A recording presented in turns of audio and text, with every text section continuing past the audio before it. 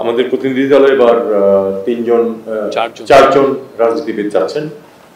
এটা করা হয়েছে কারণ যেহেতু আমরা একটা পর্যায়ের দিকে যাচ্ছি যেখানে রাজনীতিবিদদের কাছেই দেশের সার্বিক পরিচালনা ভার হস্তান্তর করা হবে, কাজে সেই হিসাবে তাদেরকে আমরা এই প্রতিনিধি দলে অংশভুক্ত করছি।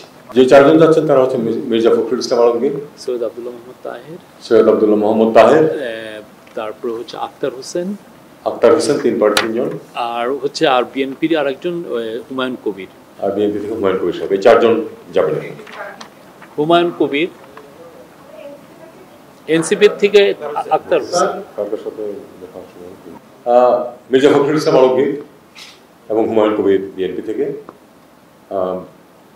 জামাত ইসলামী থেকে সৈয়দ আব্দুল্লাহ মোহাম্মদ তাহের এবং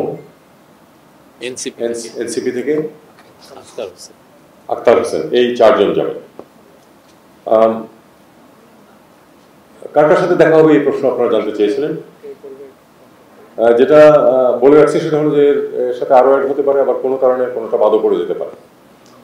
এ পর্যন্ত যেগুলো ঠিক হয়েছে সেগুলো হচ্ছে ফিনল্যান্ডের রাষ্ট্রপতি, নেদারল্যান্ডসের প্রধানমন্ত্রী, পাকিস্তানের প্রধানমন্ত্রী, জাতিসংঘের শরণার্থী বিষয়ক হাই কমিশনার, আন্তর্জাতিক অভিবাসন সংস্থার মহাপরিচালক, জাতিসংঘ মহাসচিবের মিয়ানমার বিষয়ক বিশেষ দূত, বিশ্বব্যাংকের প্রেসিডেন্ট, IMF এর ব্যবস্থা পরিচালক সহ ইটালি, তুরস্ক, দক্ষিণ কোরিয়া, ইন্দোনেশিয়া, থাইল্যান্ড, কসোভো ইত্যাদি দেশের প্রতিনিধি দলের প্রধানের সাথে বৈঠক আয়োজনের প্রস্তুতি করা হয়েছে।